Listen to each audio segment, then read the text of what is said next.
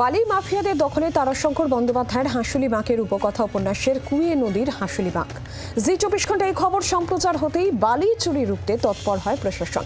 ঘটনাস্থলে গিয়ে 300 CFT বালি আটক করলেন বিডিও।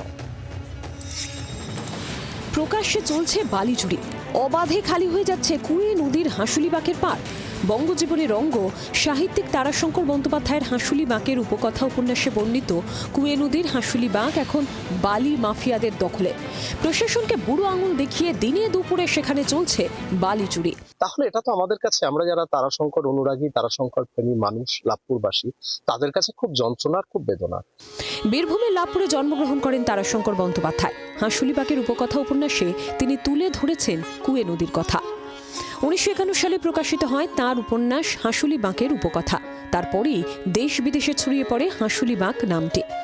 হাঁসুলি বাঁকের উপকথা উপন্যাসে কুয়ে নদীর 7টি বাঁকের কথা তুলে ধরেছেন তারাশঙ্কর বন্দ্যোপাধ্যায়।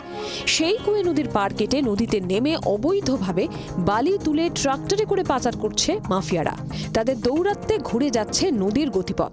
কি বলবো, সামাজিক সমস্যাগুলো বা দুর্নীতিগুলো ওটাকে বালি তোলার খাদানে পরিণত করেছে। তো ওর যে বিউটি, ইতিহাস, উপন্যাসের যে ইতিহাসের বিউটি একটা, সেটা নষ্ট হয়ে যাচ্ছে। জি24 ঘন্টায় এই খবর সম্প্রচার হতেই বালি চুরি রুখতে তৎপর হয় প্রশাসন। ঘটনাস্থলে গিয়ে 300 CFT বালি আটক করেন বিডিও। যেহেতু একটা ঐতিহাসিক প্রেক্ষাপট আছে হাঁসুলি বাঁকের, তো সেখানের হাঁসুলি বাঁকের যে আকার, প্রাকৃতিক আকারটা যাতে বজায় থাকে এবং ওখানে পর্যটন কেন্দ্র গড়ে তোলার জন্য একটা স্কিম অলরেডি অ্যাপ্রুভ হয়েছে, সেইটাও যাতে যথাযথ বাস্তবায়ন হয় সেই দিকেও প্রশাসন নজর রাখবে এবং এই বালি তোলাটা যদি সত্যি হয় তাহলে প্রশাসন আইনানুগ যা ব্যবস্থা নেওয়া তা নেবে।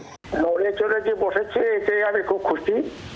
এখন বালি চুরি তো একটা প্রফেশন হয়ে দাঁড়িয়েছে, ওই জায়গা থেকে বালি চুরি হয়। এইটা অবিলম্বে বন্ধ করা দরকার, কারণ হাঁসুলি বাঁক আমাদের সাহিত্য শুধু নয়, আমাদের ইতিহাসের সঙ্গেও জড়িত। কুয়ে নদীর হাঁসুলি বাঁককে কেন্দ্র করে পর্যটন কেন্দ্র গড়ে তুলছে রাজ্য সরকার। সেই কুয়ে নদীর হাঁসুলি বাঁকের পাড়ে বালি মাফিয়াদের দৌরাতে প্রশ্ন উঠছে প্রশাসনিক নজরদারি নিয়ে। বীরভূম থেকে প্রসেনজিৎ মালাকারের রিপোর্ট, জি24 ঘন্টা। বাংলার আওয়াজ, বাঙালির আবেগ, জি24 ঘন্টা।